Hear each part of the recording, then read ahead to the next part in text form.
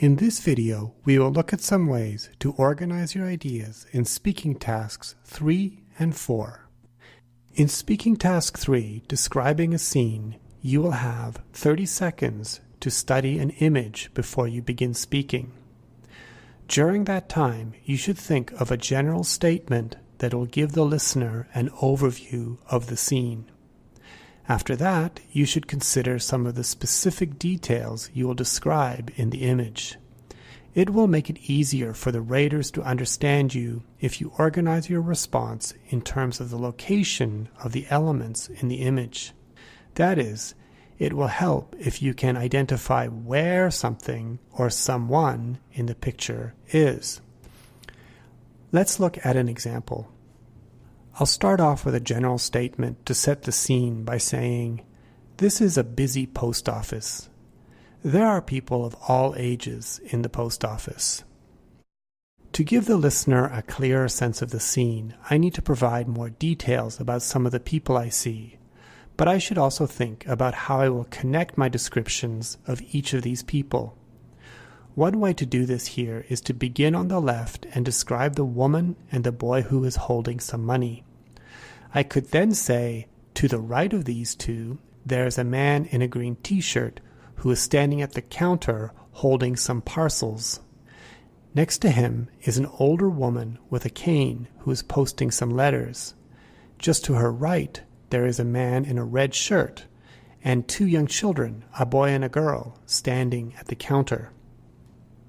By using phrases like to the right of these two, at the counter, next to him, and just to her right, I am able to identify the relative location of each of the people I am describing so that the listener can clearly imagine how they are arranged in the scene.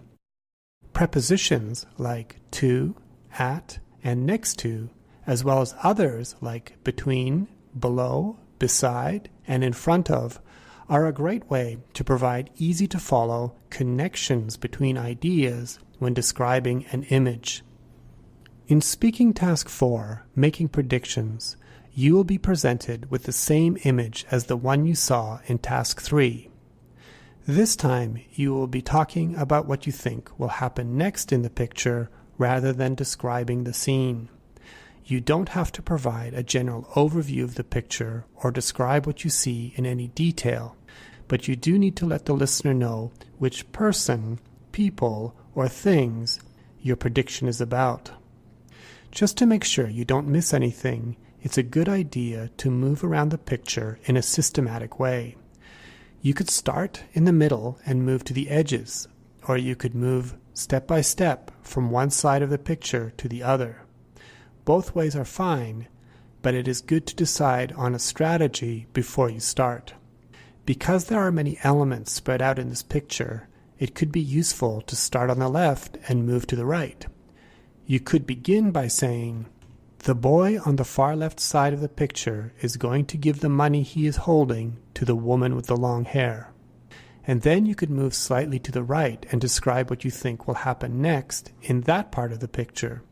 For example, you could say, "The man in the sleeveless green t-shirt is going to hand over all his parcels to the woman behind the counter, who is going to weigh the boxes and tell the man how much he must pay."